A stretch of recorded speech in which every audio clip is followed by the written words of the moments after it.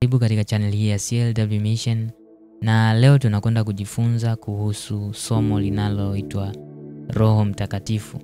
Ni moja ya somo la msingi sana kwa mtu aliyeokoka, kwa sababu pasipo Roho Mtakatifu huwezi kuwa mwana wa Mungu. Pasipo Roho Mtakatifu huwezi kuishi kwa kumpendeza Mungu.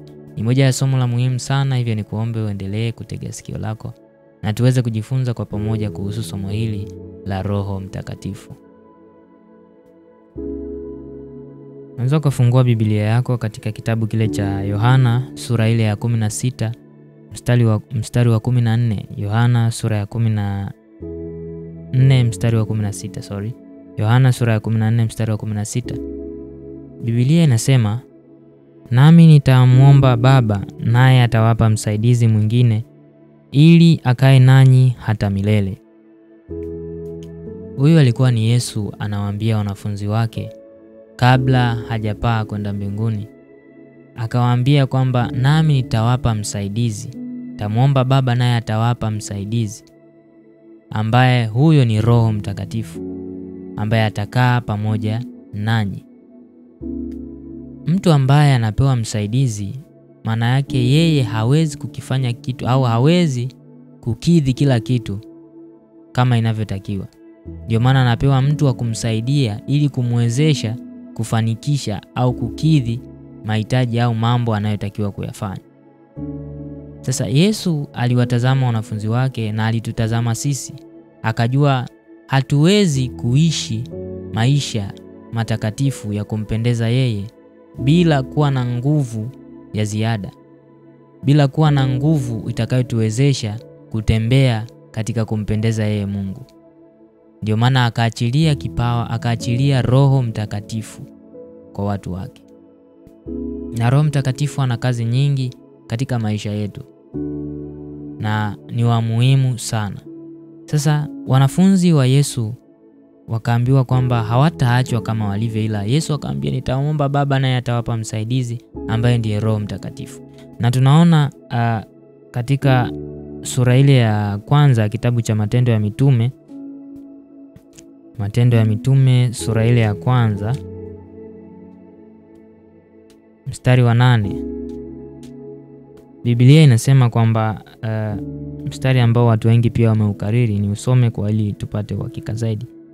Biblia inasema Matendo ya Mitume sura ya kwanza mstari wa 8, "Lakini mtapokea nguvu akiisha kuajilia juu yenu Roho Mtakatifu, nanyi mtakuwa mashahidi wangu katika Yerusalemu na katika Uyahudi wote na Samaria na hata mwisho wa nchi."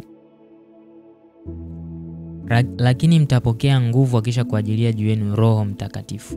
Maana Roho Mtakatifu anatupa nguvu ya ziada ili kuweza kutembea na kufanya mapenzi ya Mungu. Na ahadi hii tunaona inakwenda kutimia kwa wanafunzi wa Yesu katika ile sura ya 2. Tunaona hata ilipotimia siku ile ya Pentekoste, wote walikuwa pamoja, na tunaona Roho Mtakatifu akashuka kwa mfano wa ndimi za moto, na wote wakajazwa Roho Mtakatifu, wakaanza kunena kwa lugha mpya. Na huo ukawa mwanzo wa kuanza kutokea mambo makubwa na ishara za ajabu nyingi, ambazo pia watu wengi waliokolewa tangu kipindi hiki ambacho wanafunzi wa Yesu walijazwa nguvu za Roho Mtakatifu. Lakini kuna jambo la muhimu sana ambalo linatufundisha umuhimu wa Roho Mtakatifu, kuwa na Roho Mtakatifu na kujaa Roho Mtakatifu. Kujazwa Roho Mtakatifu na kujazwa Roho Mtakatifu kama hatua endelevu ya mtu ambaye ana Roho Mtakatifu. Ukisoma katika hii sura ya 2 ya Matendo ya Mitume, tunaona siku ya Pentekoste wanafunzi wa Yesu hawa walijazwa Roho Mtakatifu, wakaanza kunena kwa lugha mpya. Baada ya kujazwa Roho Mtakatifu, hapa haukuwa ndio mwisho wao wa kujazwa Roho Mtakatifu. Ukisoma katika kitabu hiki cha Matendo ya Mitume, ukienda sura ile ya 4, unaona tena Matendo ya Mitume sura ya 4 mstari wa 8. Biblia inasema, "Ndipo Petro akijaa Roho Mtakatifu akawaambia, enyi wakubwa wa watu na wazee wa Israeli, kama tukiulizwa leo habari ya jambo jema alilofanyiwa yule mtu dhaifu, jinsi alivyoponywa."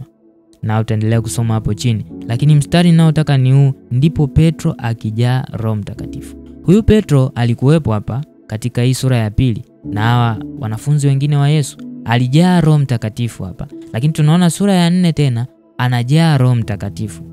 Huyu ni Petro. Ukiendelea tena hiyo sura ya 4 makutano hao wanafunzi wa Yesu, sura ya 4 mstari ule wa 31, Biblia inasema hata walipokwisha kumuomba Mungu, mahali pale walipokusanyika pakatikiswa, wote wakajaa Roho Mtakatifu, wakanena neno la Mungu kwa ujasiri. Hawa bado ni wanafunzi wa Yesu na tunaona wanajaa Roho Mtakatifu kila wakati. Kila wakati wanajaa Roho Mtakatifu. Hapa mpaka sehemu hizi 3 ambazo tumesoma, sura ya 2 na sura ya 4, wameshajazwa Roho Mtakatifu takriban mara 3. Hii inatuonesha nini? Kwamba kujazwa Roho Mtakatifu pale unapompokea mara ya kwanza sio ndio mwisho wako wa kusema sasa tayari nina Roho Mtakatifu na kuridhika.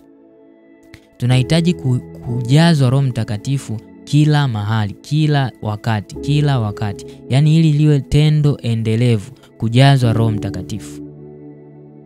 Paulo anasema kama mkiishi kwa Roho basi muenende kwa Roho. Kuenenda kwa Roho hamwezi mkaenenda kwa Roho. Kuenenda kwa Roho ni kutenda au kuishi na kumtii na kuhitaji maongozo ya Roho Mtakatifu kila siku. Sasa huwezi ukaishi kuhitaji maongozo ya Roho Mtakatifu, Roho Mtakatifu akuongoze kutenda kuliishi tunda la Roho ambalo ni upendo, utu wema, fadhili, uvumilivu na kadhalika. Hauwezi ukayaishi hayo kama huenendi kwa Roho. Na kuenenda kwa Roho ni kujazwa Roho Mtakatifu kila siku, kila wakati, kuwa na Roho Mtakatifu. Huwezi ukaenenda kwa Roho kama ulishajazwa, yani ni mtu ambaye kiwango chako kimebaki hapo tu. Unahitaji kuwa ni mtu ambaye unajaa kila wakati, ndivyo ambavyo utaenenda kwa Roho.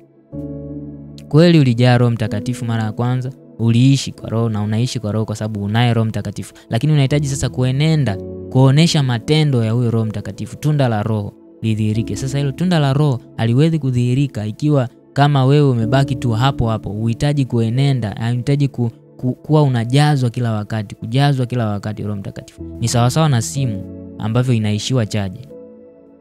Kweli ina chaji, lakini kuna wakati inapungua chaji.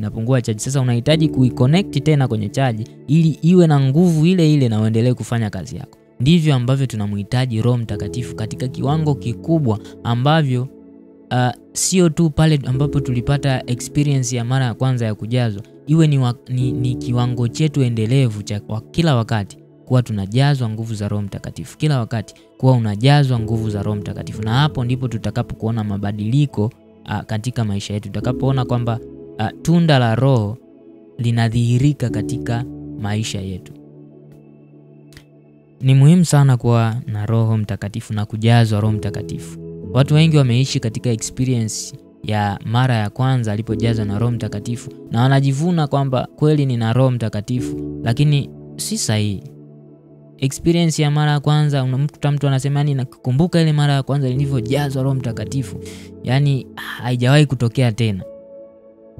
Isiwe kwako mtu wa Mungu kusema haikuwahi kutokea tena. Kujazwa Roho Mtakatifu kuwe ni kiwango chako cha kila siku. Yani wewe unatamani kujaa kila wakati. Kuwa ni kama una simu wewe unaichaji ili isiishiwe chaji, iwe katika kiwango kile kile, kumaintain kiwango chako cha Roho Mtakatifu kuwa juu, kujaa kila siku, ndipo ambapo utaenda kuenenda na kutenda mapenzi ya Mungu na kuishi na kuishia wokovu kikamilifu. Bila hivyo utajikuta una kiwango kile cha Roho Mtakatifu na ni rahisi kuanguka, maana nguvu ulizonazo ni kwa kiwango kidogo. Ukijaa Roho Mtakatifu kwa kiwango kikubwa, manake una nguvu kwa kiasi kikubwa zaidi. Ila unapokuwa na kiwango kidogo, manake nguvu ulizonazo ni kwa kiwango ambacho sio kikubwa sawasawa na yule ambaye amevurika au amejaa Roho Mtakatifu. Roho Mtakatifu ni msaidizi na ndiye kiongozi, na ndiye anayetusaidia kumpendeza Mungu, kufanya yaliyo mapenzi ya Mungu. Na Roho Mtakatifu ana kazi nyingi sana katika maisha yetu. Lakini kuwa na Roho Mtakatifu ni hatua moja, lakini kuna hatua ambayo nimeizungumzia kujazwa Roho Mtakatifu, na hiyo hatua ni hatua ambayo Roho Mtakatifu anachukua sehemu kubwa katika maisha yako. Yani anakuwa yeye ndo anakucontrol. Sio wewe tena una uwezo wa kujiamulia fanya, yeye anakucontrol kwamba fanya hiki, anakuongoza, anakuendesha. Nimependa neno katika Biblia ya Kiswahili katika moja wapo andiko anasema yeye atawaendesha katika kufanya mapenzi ya Mungu au katika kutenda sheria zake. huyo Roho Mtakatifu. Sasa hicho ni kiwango ambacho unajaa kiasi kwamba huwezi kujiendesha wewe mwenyewe, isipokuwa Roho Mtakatifu ndiye anayekuendesha katika kufanya mapenzi ya Mungu. Ndiye anayekuendesha katika kila jambo. Sasa Roho Mtakatifu kama anakuendesha, Roho Mtakatifu atakufanya yeye akuendeshe katika ubaya, bali anakuendesha katika kutenda yaliyo mapenzi ya Mungu, katika kutimiza lililo kusudi la Mungu. Ili ufikie katika kiwango hicho, lazima uwe mtu wa kujaa Roho Mtakatifu. Mtu wa kujaa Roho Mtakatifu. Katika Waefeso, napenda Waefeso sura ile ya Waefeso sura ya 5 mstari wa 18. Biblia inasema, tena msilewe kwa mvinyo ambamo mna ufisadi, bali mjazwe Roho. Ametumia neno kulewa. Mlevi huwa hawezi control au kujiendesha anavyotaka yeye, kujiongoza anavyotaka yeye. Pombe aliyoinywa akilini mwake ndio inamuendesha. Ndio maana huwa anapepesuka, anaweza akaenda huku. Sio dhamira yake yeye kutaka kwake awe anatembea na yumba, lakini kile kilichomo ndani mwake ndicho kinachomuendesha. Nenda kulia, nenda kushoto, anguka chini, ndicho kinachomsukuma, kwa sababu hawezi kujikontrol. Ile pombe, kile kileo kinampelekesha. Sasa Paulo anasema hapa, msilewe tena kwa mvinyo, bali mjazwe na Roho. Manake tulewe na Roho Mtakatifu. Manake Roho Mtakatifu ndio atupeleke yeye anavyotaka. Sio sisi tuwe na uongozi wetu sisi wenyewe. Tusiweze tufikie kiwango cha kujaa Roho Mtakatifu kiasi kwamba tumeelewa sasa. Yani hatuwezi kujipeleka sisi wenyewe vile tunavyotaka, ila Roho Mtakatifu anatupeleka yeye. Na ni vizuri kupelekeshwa na Roho Mtakatifu. Yani Roho Mtakatifu akikupelekesha yeye, manake anakupelekesha katika kutenda makusudi ya Mungu, katika kufanya yaliyo mapenzi ya Mungu. Ndio muhimu wa kupelekeshwa na Roho Mtakatifu. Kuna watu wanasema mimi sipendi kupelekeshwa. Penda kupelekeshwa na Roho Mtakatifu.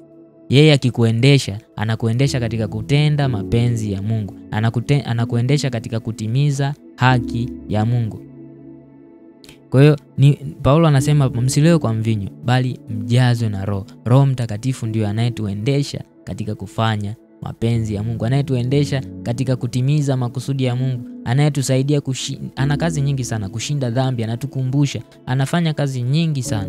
Lakini ili atuendeshe katika yote hayo, lazima tumpe nafasi, awe na nafasi kubwa. Na kumpa nafasi Roho Mtakatifu ni pale ambapo utasikiliza maongozo yake, ni pale ambapo utasikia sauti yake na kumtii Roho Mtakatifu. Na ili ufikie kiwango hicho, lazima uwe na mtu wa kujaa Roho Mtakatifu kiasi kwamba yeye msukumo wake ni mkubwa, kiasi kwamba yeye anakuongoza, sio wewe tena akili zako wala mwili wako wala fahamu zako, bali ni yeye ambaye ana msukumo mkubwa ndani mwako kiasi kwamba huwezi kujidhibiti, ila yeye anakupeleka yeye mwenyewe.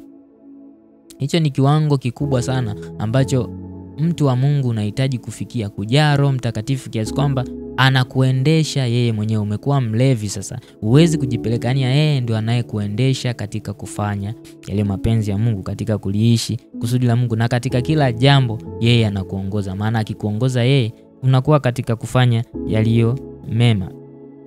Hebu tusome katika Ezekiel sura ile ya 47 mstari wa 3. Ezekiel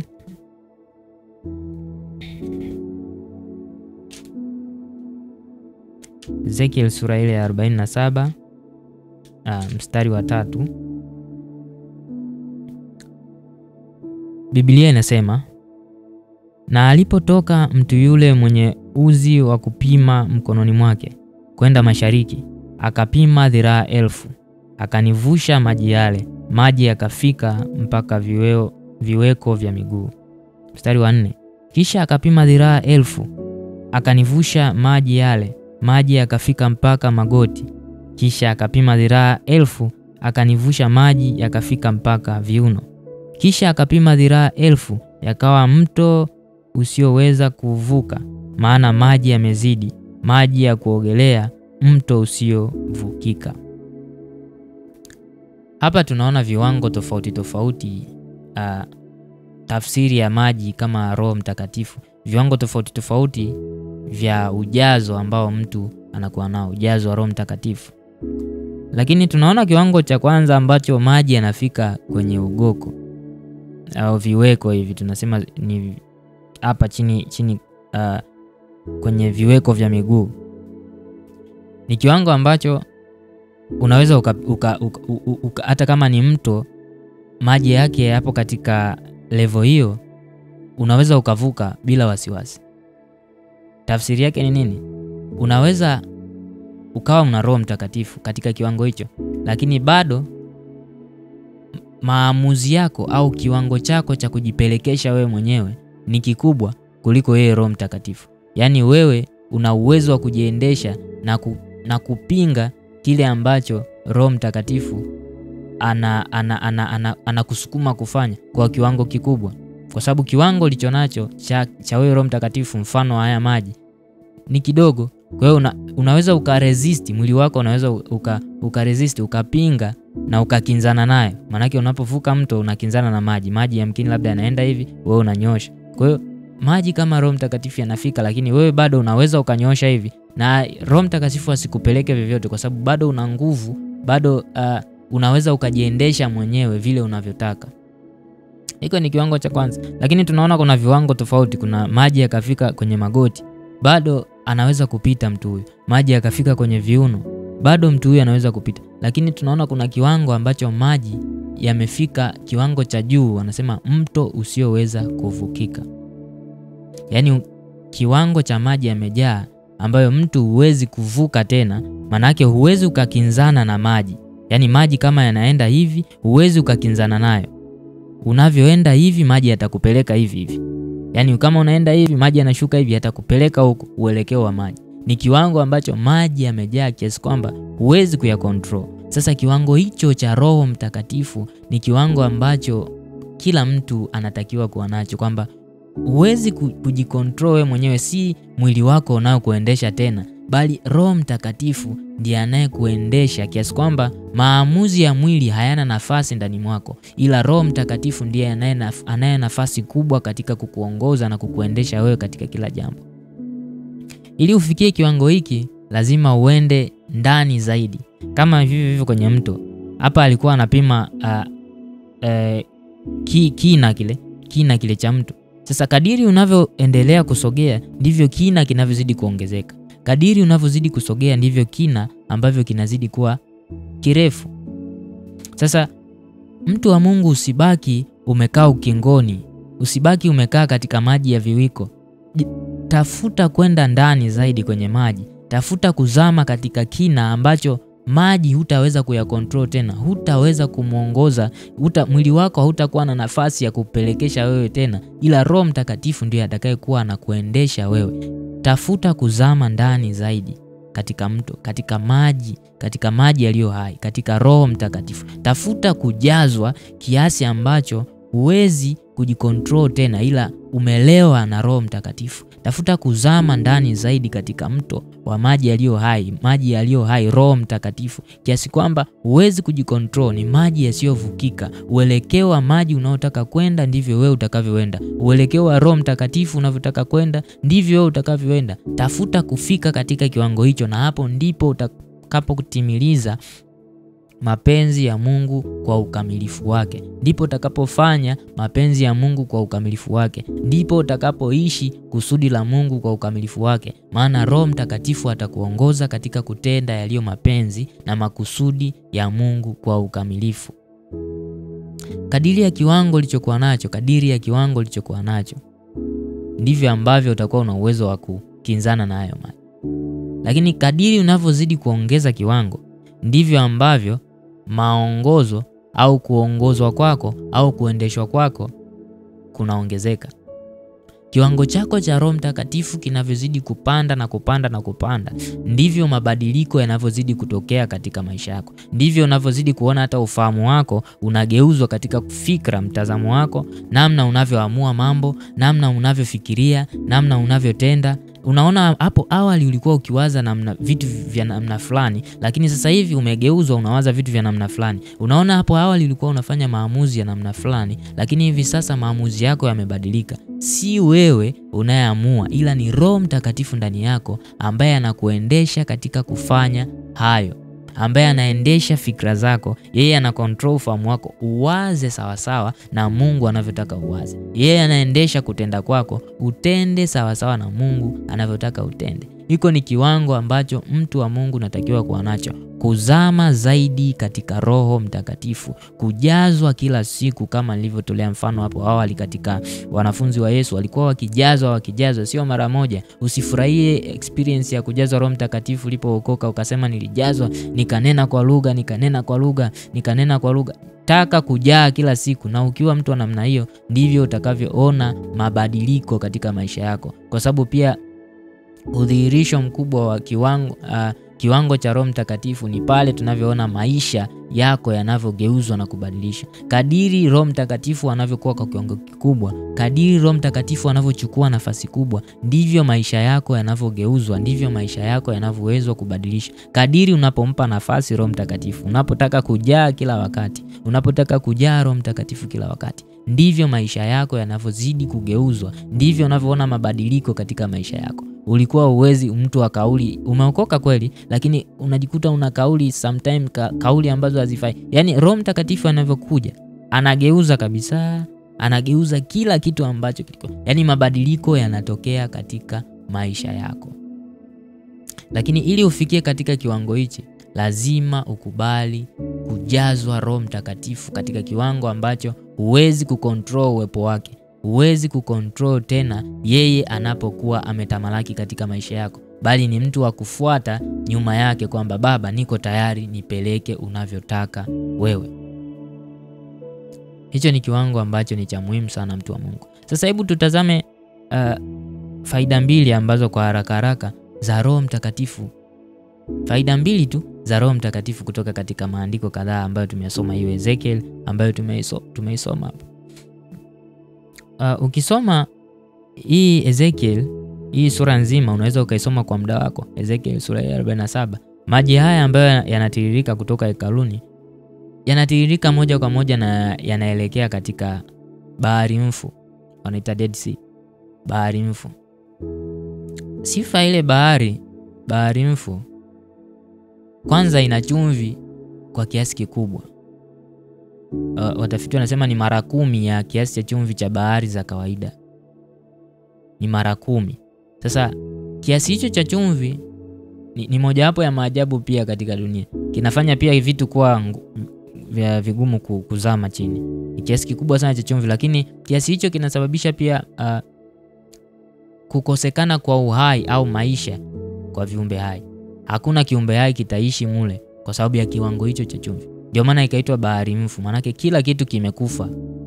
Kila kitu kimekufa. Lakini ukisoma sura hii ya 47 wametumia mfano huu mzuri sana kuonesha nguvu ya Roho Mtakatifu ambapo inaingia katika maisha ya mtu.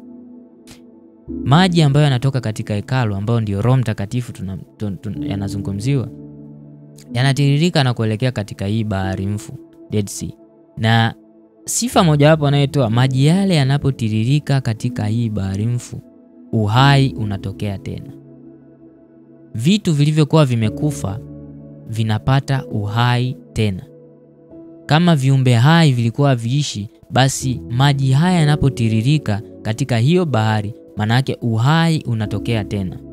Wingi wa samaki unaongezeka tena. Yaani kila kitu kilichokuwa kimekosa uhai basi kinapata uhai tena kutokana na uwepo wa maji haya, maana ni maji yaliyo hai, maji yaliyobeba uhai. Bahari hapo awali ni mfu, lakini maji haya yanayotiririka sasa, yanayoingia, yanapeleka uhai katika vitu vilivyokufa katika bahari hiyo. Manake kama ni samaki, kama ni nini, wataingia sasa na watazaliana katika bahari hiyo, kwa sababu tayari kuna maji yaliyo hai ambayo yameingia. Tafsiri yake ni nini? Roho Mtakatifu anapo ingia katika maisha yetu, Roho Mtakatifu anapojaa katika maisha yetu, analeta uhai katika mambo ambayo yamekufa katika maisha yetu. Roho Mtakatifu analeta uhai kwa miili yetu. Najua miili yetu imekufa katika dhambi. Mwanadamu ana sehemu 3. Mwanadamu ana mwili, ana roho, ana nafsi. Ana roho, ana mwili, ana nafsi. Lakini mwili na roho vimepingana. Biblia inasema mwili na roho vimepingana. Na nia ya mwili ni uadui na Mungu.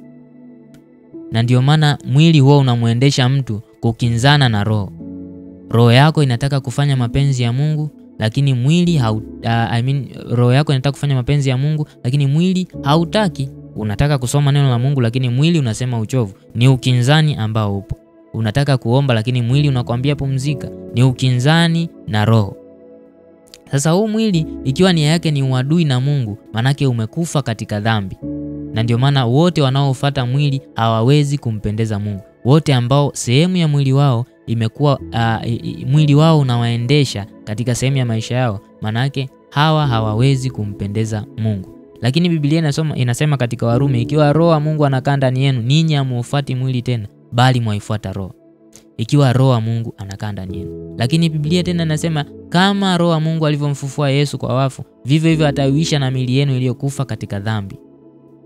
Miili yetu imekufa katika dhambi ya asili. Mwili unataka kukinzana na roho, kufanya dhambi, kufuatisha namna ya dunia hii. Lakini Roho Mtakatifu anauisha mwili wetu ambao umekufa katika dhambi, na sasa mwili unaendana na mapenzi ya Roho Mtakatifu. Ndio maana mtu anaweza kushangaa, huyu anawezaje kushinda changamoto za mwilini, kwa sababu mwanadamu anaishi katika mwili. Anawezaje kushinda mambo haya magumu? Kwa sababu mwili wake haujafa tena katika dhambi, bali una uhai katika Kristo Yesu, na uhai katika Roho Mtakatifu. Mambo ambayo yanaonekana magumu kwa mtu asiye na Roho Mtakatifu kwa sababu ya mwili huu, lakini mtu mwenye Roho Mtakatifu, uhai unaoibuka tena katika mwili wake uliokufa katika dhambi, sasa unakuwa na uzima katika kufuata mapenzi ya Roho Mtakatifu, mapenzi ya Mungu.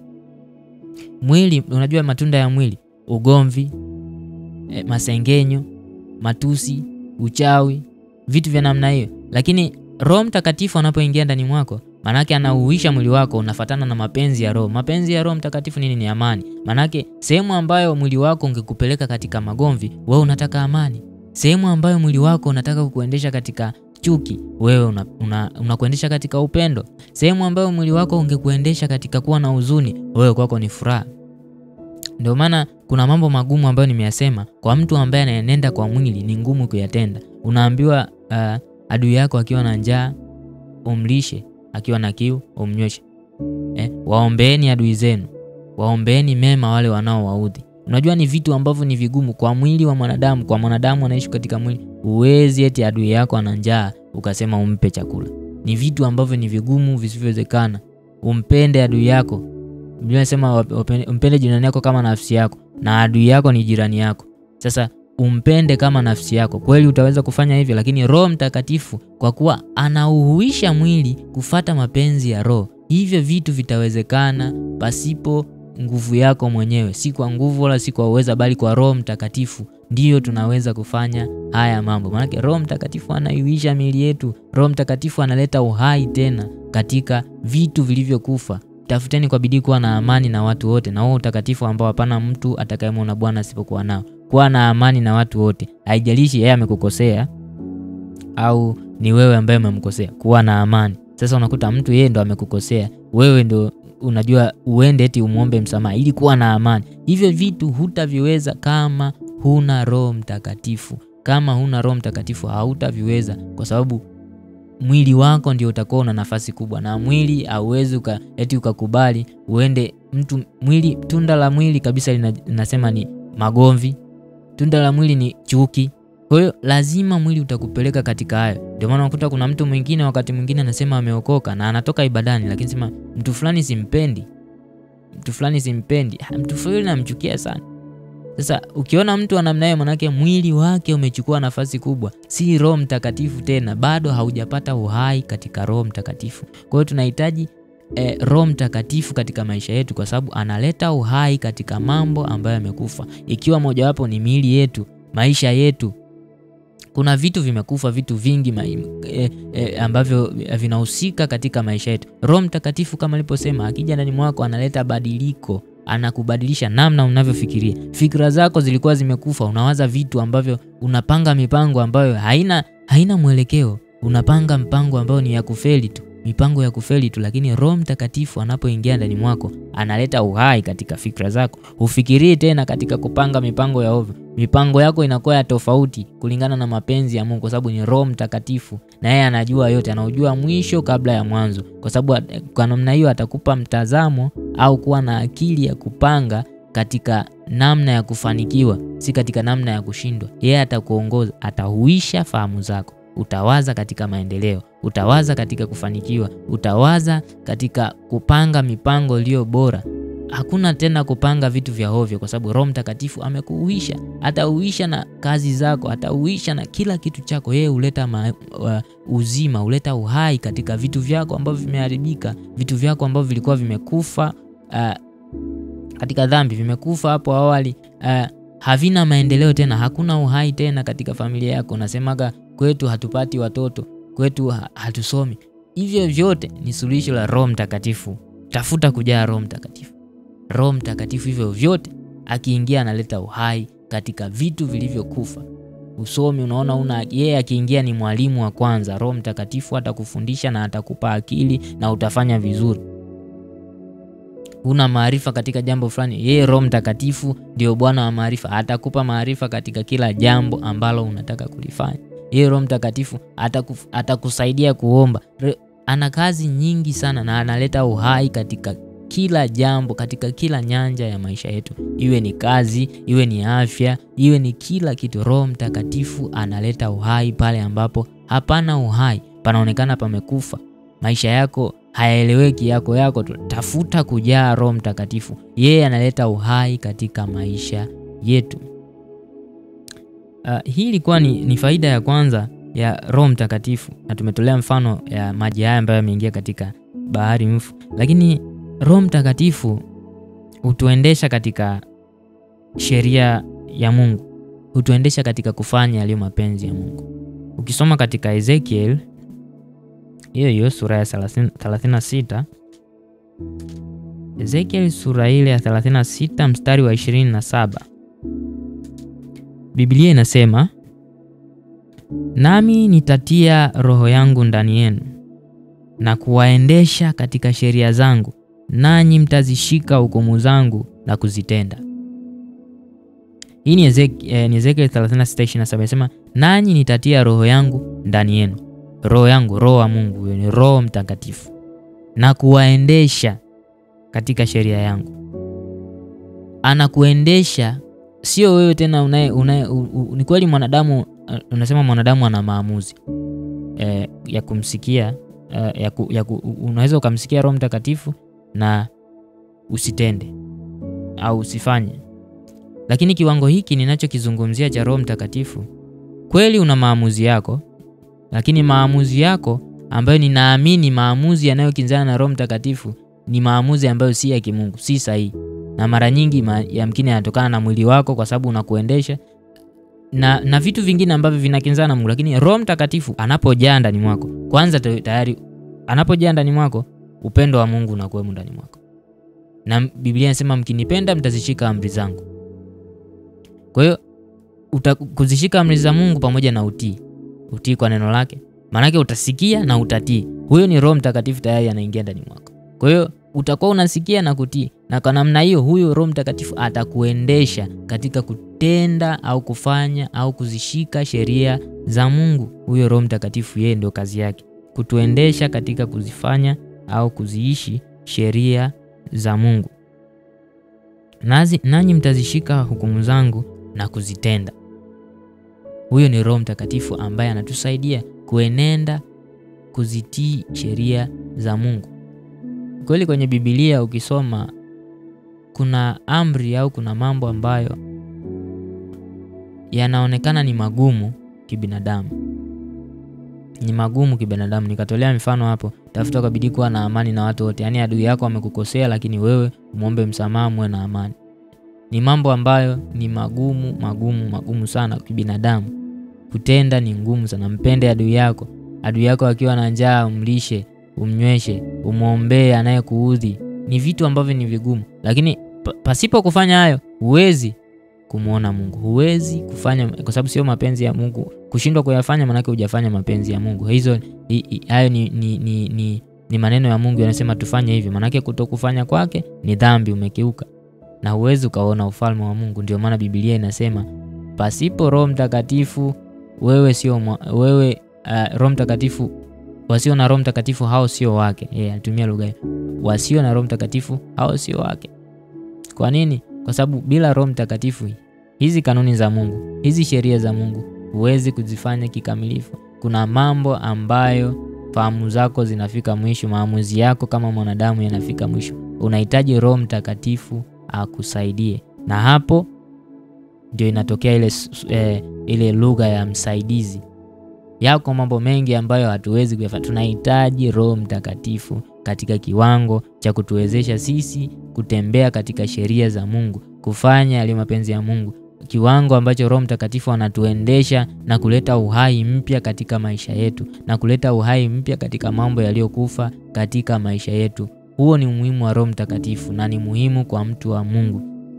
Mojawapo ya somo ambalo halifundishwi sana mara kwa mara, naliona kwa experience yangu mimi naona alisemwi mara kwa mara, ni kuhusu Roho Mtakatifu, lakini ndio msingi wa mtu aliyeokoka. Pasipo Roho Mtakatifu huwezi kumpendeza Mungu. Mtafundisha vitu vingine au watu wengine wanafundisha kuhusu labda baraka ni nzuri, hatukatai kuhusu baraka ni nzuri kwa sababu zimeandikwa katika Biblia na ni muhimu kuzipata, na wala hakuna mtu ambaye hachukii baraka. Lakini baraka za Mungu zinakuja pale utakapotimiza sheria za Mungu, pale utakavyotenda mambo ya Mungu kwa ukamilifu. Ndio maana nasema mkikubali na kutii ndio mtakula mema ya nchi. Mkikubali swala moja alafu kutii, hayo vyote hivi vyote ni kukubali na kutii, vinahitaji nguvu ya Roho Mtakatifu ndio atusaidie ili tuenende na haya mambo yote. Kwa hiyo tunahitaji Roho Mtakatifu kwa kiwango kikubwa, na hili ni somo la muhimu sana na la msingi. Na ili mtu wa Mungu ufikie katika kiwango hiki ambacho nimekuwa nikikizungumza, kiwango cha kuendeshwa na Roho Mtakatifu, kiwango ambacho Roho Mtakatifu anauisha maisha yako, analeta uhai mpya,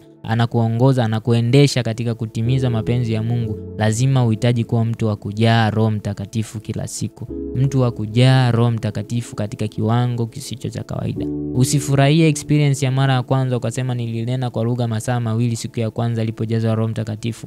Nilianza kuomba sana. Je, sasa hivi unaomba sana? Una kiwango hicho? Usitushirikishe experience zako za nyuma. Niliwahi sana ibadani nilipokuwa na Roho Mtakatifu, nilipojazwa Roho Mtakatifu. Je, sasa hivi kiwango chako cha kuwahi ibadani kikoje? Je, sasa hivi kiwango chako cha kuhubiri neno la Mungu kikoje? Je, kiwango chako cha sasa hivi cha kuhubiri habari njema kikoje? Je, kiwango chako cha utoaji cha sasa hivi kikoje? Je, kiwango chako cha kumtumikia Mungu kwa sasa hivi kikoje? Je, kiwango chako cha upendo kwa sasa hivi kipoje? Usishirikishe mambo ya nyuma, tunaangalia sasa hivi. Je, bado unajazwa? Bado umejaa kiwango kile kile? Kama ulijaa hapo nyuma na sasa hivi umebaki katika kiwango kile kile, mtu wa Mungu, ni hatari kwa maisha yako na ni hatari kwako kurudi nyuma, kwa sababu hutakuwa mtu ambaye unakuwa. Unahitaji Roho Mtakatifu, kujazwa Roho Mtakatifu kila siku ndio unakuwa. Unatoka ngazi hata ngazi, utukufu hadi utukufu. Sasa mtu ambaye hukui, umekaa pale pale, maana yake ni rahisi kuanguka. Ni rahisi kuanguka. Lakini ni sawa sawa na mti ambaye umepandwa. Kadiri unavyozidi kukua, hata upepo unavyozidi kuwa mkali, upepo unavyoongezeka, mti ule hauwezi kuanguka chini. Lakini kama we maisha yako yote umebaki mdogo, ni kama kamti kadogo, upepo utakapokuja mkubwa, kuna kipindi utaanguka. Wanyama watapita, kuna kipindi watakukanyaga. Watakuja hata wanyama ambao wanakula majani, kama ni mti watakukula vile vile, kwa sababu bado hukui na umebaki vile vile. Lakini unapokuwa kuwa mti mkubwa ambao umesimama, na maanisha kiwango cha Roho Mtakatifu kinapoongezeka, umekuwa katika wokovu, basi wewe unaweza kuresist, kupinga vitu, kupinga dhambi, kupinga mambo tofauti tofauti na mishale ya yule mwovu wa Shetani. Roho Mtakatifu ni silaha mojawapo ya kuzima na kusaidia kutembea katika imani, kusaidia neno la Mungu kulisoma, kukusaidia kuomba. Hayo yote pasipo Roho Mtakatifu huwezi kuyafanya. Na ukibaki katika kiwango kile kile ambacho ni kidogo cha Roho Mtakatifu, kuna hatari ya kuangushwa. Lakini tafuta kujazwa Roho Mtakatifu, tafuta kuendeshwa na Roho Mtakatifu katika kiwango ambacho utatimiliza mapenzi ya Mungu, katika kiwango ambacho utafuata haki ya Mungu, katika kiwango ambacho Roho Mtakatifu ndiye mwenye nafasi katika maisha yako, wala mwili wako hauna nafasi. Hicho ni kiwango ambacho mtu aliyeokoka anahitaji kuwa nacho. Wewe mtu wa Mungu, nikusii sana. Ni muhimu sana kuwa na Roho Mtakatifu, na ni muhimu sana kujazwa Roho Mtakatifu. Wewe ambaye bado hujajazwa Roho Mtakatifu, tafuta kujazwa Roho Mtakatifu. Wewe ambaye bado huna Roho Mtakatifu, tafuta. Tiketi ya kwanza ya kuwa na Roho Mtakatifu ni kumpa Yesu maisha yako. Hiyo ndio tiketi ya kwanza, kumpa Yesu maisha yako. Ukiokoka, kumkubali Yesu kuwa Bwana na Mwokozi wa maisha yako, Roho Mtakatifu anaingia ndani mwako. Hiyo ndio tiketi ya kwanza. Ili Roho Mtakatifu aje ndani mwako, basi ni kuokoka. Na baada ya kuokoka, Roho Mtakatifu yuko ndani mwako. Sasa hapo unaishi kwa Roho, unatakiwa uenende sasa kwa Roho. Kuenenda kwa Roho sasa ndio kuhitaji kujazwa kila siku, kuhitaji kutenda matunda ya Roho Mtakatifu kila siku. Hicho ni kiwango ambacho sasa ni kazi yako kuzama zaidi katika kina cha Roho Mtakatifu, kumhitaji Roho Mtakatifu katika kiwango cha ndani sana. Na unampata ukimtafuta. Biblia inasema katika Luka ile, Yesu anamwambia, ikiwa ninyi mlio waovu mwajua kuwapa wana wenu vilivyo vyema, je, si zaidi sana Baba yenu aliye mbinguni atawapa Roho Mtakatifu hao wamwombao? Ukihitaji, ukiwa na kiu, yeye Roho Mtakatifu atakujaza. Na lazima tuwe na kiu ya kujaa Roho Mtakatifu. Daudi anasema, kama nafsi yangu, kama ayala ayatamanivyo maji ya mto, nafsi yangu ndivyo inavyomngoja Bwana. Nafsi yangu ndivyo inavyomtamani huyu Mungu. Kama ayala anavyotamani maji ya mto, ndivyo sisi tunavyotamani, tunavyotakiwa kuwa na shauku ya kumtamani huyu Roho Mtakatifu, shauku ya kumuhitaji huyu Roho Mtakatifu. Yani kila siku uwe na kiu, yani kama mtu ambaye umekosa maji. Ina maana unahitaji maji, unahitaji maji. Ndivyo tunavyotakiwa kuwa na shauku ya kiasi hicho kila siku kumhitaji Roho Mtakatifu. Kama vile gari ambavyo linaweza likawa na maji likaenda, mafuta linaweza likawa na mafuta likaenda alafu mafuta yakapungua, linahitaji tena kujazwa maji. Ndivyo sisi tunavyohitaji. Kama vile simu ambavyo inaweza ikawa na chaji kweli, lakini chaji inaenda huwa inapungua, tunatakiwa tuchomeke tena tuijaze chaji. Ndivyo tunavyotakiwa sisi ambao tuna Roho Mtakatifu. Kila siku jazwa Roho Mtakatifu. Kila siku tamani kuwa umejaa, yani kila siku tamani kuwa umejaa, ili kusiwepo kurudi nyuma, kusiwepo mawazo mabaya, kusiwepo mwili kuchukua nafasi, kwa sababu ukipunguza kiwango cha Roho Mtakatifu, kiwango cha mwili cha kukuendesha kinaongezeka. Kumbuka hivi viwili vimepingana, roho na mwili vimepingana. Roho Mtakatifu anaiuisha roho yako, anauisha na mwili wako. Sasa kama Roho Mtakatifu umemweka katika kiwango kidogo, manako mwili wako unachukua zaidi nafasi kuliko roho. Na ndio hapo mwili utakuendesha. Lakini Biblia inasema enendeni kwa Roho na kamwe hamtazitimiza tamaa za mwili. Tunamhitaji Roho Mtakatifu, tunahitaji kuenenda, kujazwa Roho Mtakatifu na kuingia zaidi katika kina cha Roho Mtakatifu, ili tuone tukiendeshwa na kupelekwa na kuongozwa katika kufanya yaliyo mapenzi ya Mungu. Mungu akubariki sana mtu wa Mungu, na nikuombe uendelee kumuomba Mungu ili uzidi kujaa Roho Mtakatifu na uzidi kutafuta maongozo ya Roho Mtakatifu kila siku, ili uweze kufikia kiwango kikuu cha kumpendeza na kumtii na kufanya yaliyo mapenzi ya Mungu. Mungu akubariki sana.